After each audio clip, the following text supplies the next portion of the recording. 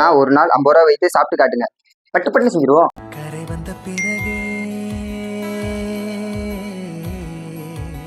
இப்போ பார்த்தீங்கன்னா ஒரு கிலோ காலைல சாப்பிட்டாச்சு. பாக்கி நம்ம எவ்வளோ பார்த்தீங்கன்னா 40 ரூபா இருக்குது. நரை வந்த பிறகு பார்த்தீங்கன்னா தயிர் சாதமும் சாம்பார் சாதம் பண்ணிக்கலாம்.